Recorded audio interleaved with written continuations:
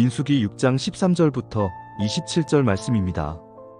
헌신하기로 작정한 기간이 다 찼을 때에 나실 사람이 지켜야 할 법은 이러하다. 그는 먼저 회막 어기로 가서 나주에게 제물을 바쳐야 한다. 1년 된 흠없는 새끼 순양 한 마리는 번제물로 바치고 1년 된 흠없는 새끼 암양 한 마리는 속죄제물로 바치고 흠없는 순양 한 마리는 화목제물로 바쳐야 한다. 이 밖에도 누룩을 넣지 않고 만든 빵, 곧 고운 밀가루에 기름을 섞어 만든 과자와 역시 누룩을 넣지 않고 겉에 기름을 발라 만든 속 빈 과자들을 한 광주리 담아 곡식제물과 부어드리는 제물과 함께 바쳐야 한다. 제사장은 이것들을 주 앞에 가져다 놓고 속죄제물과 번제물로 바친다.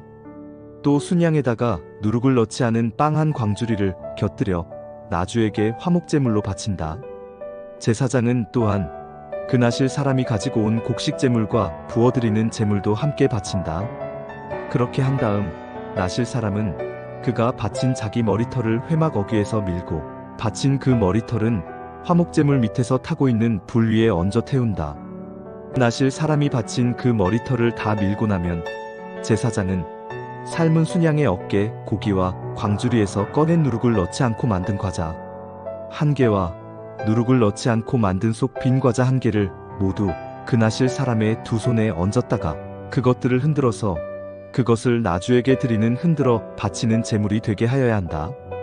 그것들은 흔들어 바친 가슴 고기와 높이 들어올려 바친 널쩍다리 고기와 함께 제사장이 받을 거룩한 몫이다. 이런 절차가 다 끝나면 그 나실 사람은 포도주를 마셔도 된다. 이것이 바로 나실 사람이 지켜야 할 법이다.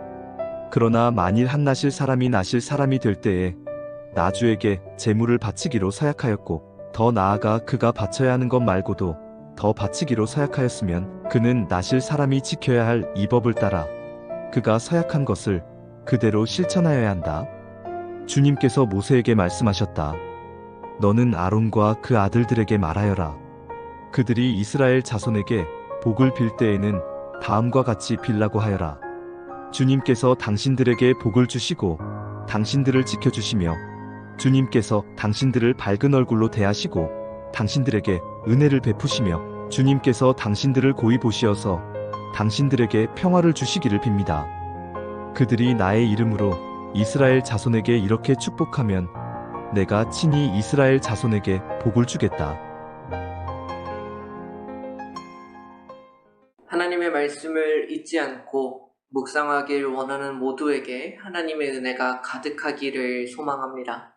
오늘 본문은 나실인으로 자신을 구별하는 기간이 끝나고 나서 다시 세속으로 돌아가는 과정을 설명해주고 있습니다. 본문을 보면 굉장히 많은 제사가 드려짐을 볼 수 있는데 나실인의 기간이 끝나자 속죄제와 번제, 화목제와 소제를 하나님께 드립니다. 구약의 많은 제사들 중에 속건제를 제외한 거의 모든 제사를 드리는 기간이 바로 이때입니다. 이 순간이 굉장히 중요하다라는 사실을 우리로 하여금 짐작할 수 있게 해주는 모습이죠.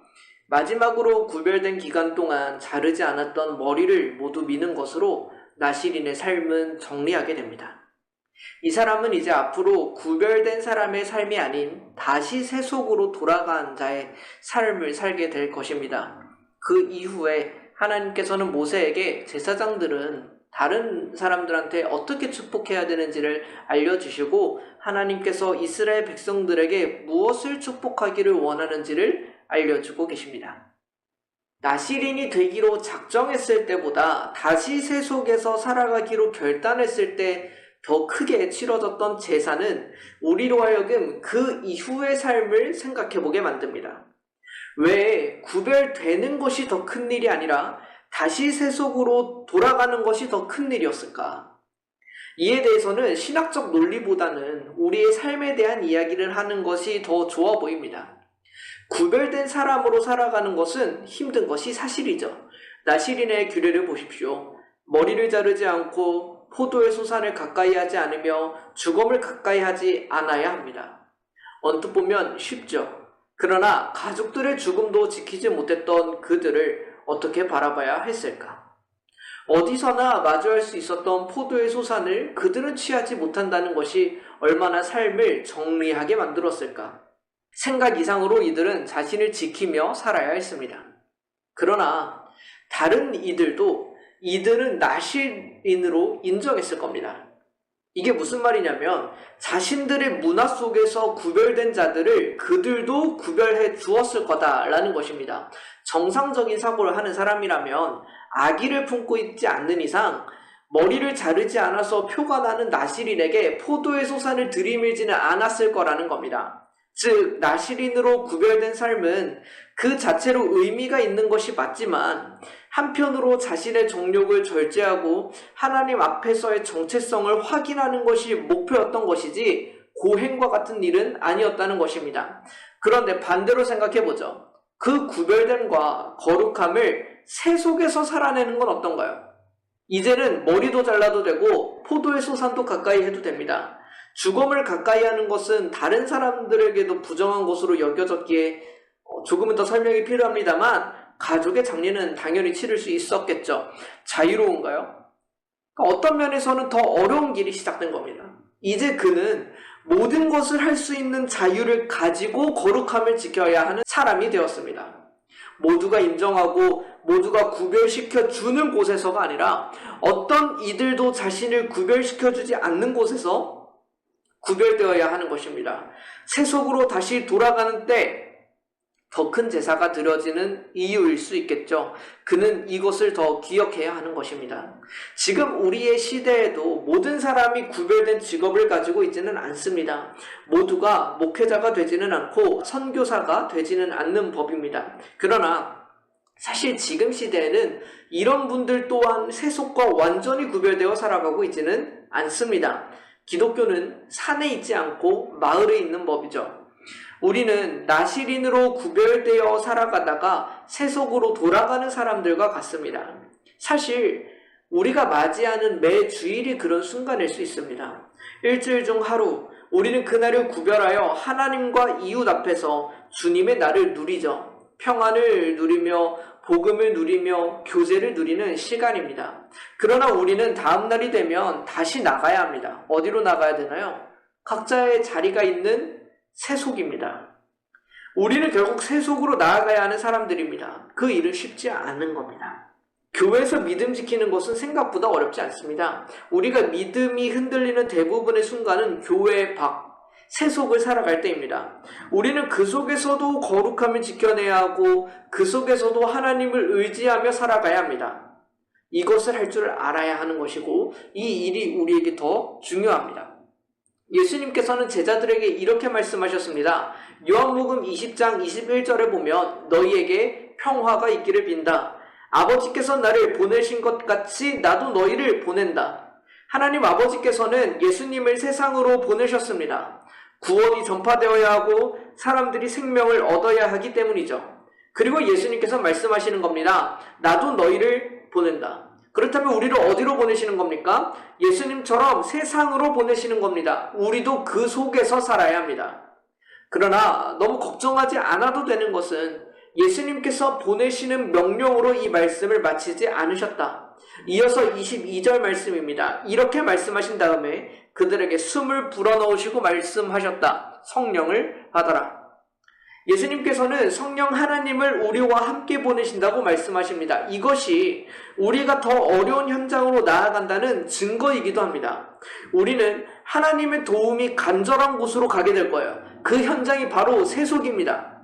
그러나 하나님께서 우리를 내버려 두지 않으실 겁니다. 이제는 그곳에서도 거룩하게 살 수 있게끔 그가 인도해 주신다. 다만 우리는 그의 인도하심을 따라만 가면 됩니다. 오늘 우리는 나실인이 다시 세속으로 돌아가는 과정을 보았습니다. 나실인이 되는 것보다 성대한 일을 치렀습니다. 나실인이 다시 세속으로 들어가는 것이 큰 중요성을 가지더라. 사실 우리도 알고 있습니다. 구별된 사람들과 구별된 곳에서 나도 구별된 모습으로 살아가는 것은 쉽습니다. 나름의 어려움이 그곳에도 있겠지만 큰 고민과 어려움은 찾아오지 않죠. 그러나 세속으로 다시 나아가는 순간부터 우리는 선택을 맞이합니다. 이제 우리에게는 자유가 있음에도 불구하고 하나님과 거룩을 선택할 수 있는 힘이 있어야 하기 때문에 현 시대를 살아가는 우리도 선택을 강요받습니다. 우리는 세속으로 나아갑니다. 믿음을 가졌다고 교회 안에만 있는 사람들이 아니죠. 이것이 더 중요합니다. 우리는 그 속에서 어떻게 구별되어 살아갈 수 있을까? 어쩌면 그 많은 제사들이 이를 위해 존재했던 것은 아닌지 생각이 들기도 합니다. 그 제물처럼 예수님께서 우리를 위하여 드린 바가 되었습니다. 그 분이 우리를 세속으로 다시 나아가게 하며 그 속에서 살도록 하는 제물이 되셨다 함입니다. 우리는 예수 그리스도를 믿음으로 다시 세속으로 나아갈 때 그분은 우리를 위해 성령 하나님을 보내주십니다. 결코 우리를 혼자 보내지 아니하시죠. 예수님을 믿으십시오. 성령 하나님을 의지하십시오. 그의 도우심을 구하시고 그의 인도하심을 구하십시오. 우리에게는 힘이 없습니다. 그러나 그런 우리를 아시고 하나님께서 일을 하시는 겁니다. 이것이 더 중요합니다. 구별됨으로 들어가는 과정, 그것이 중요한 것은 맞지만 그 구별됨을 가지고 다시 한번 세상으로 나아가는 것이 우리에게는 더없이 중요합니다. 우리는 세속에서 구별된 삶을 살아갈 방법과 힘이 필요하죠. 이를 구하며 세속에서도 구별된 삶을 살아갈 수 있는 우리가 되기를 소망합니다. 함께 기도하겠습니다. 하나님 아버지, 나시린이 다시 세속으로 돌아갔습니다. 이제 구별된 삶을 정리하고 다시 일상으로 돌아갑니다.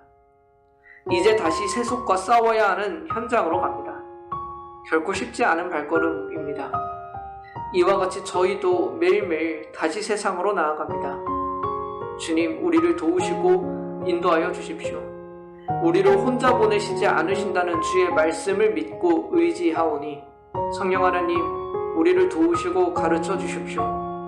늘 주님의 인도하심을 헤아리며 구하며 나아가는 우리가 되게 해주셔서 세속의 한 가운데에서도 믿음 지키고 구별된 삶을 살아가는 우리가 되기를 소망합니다.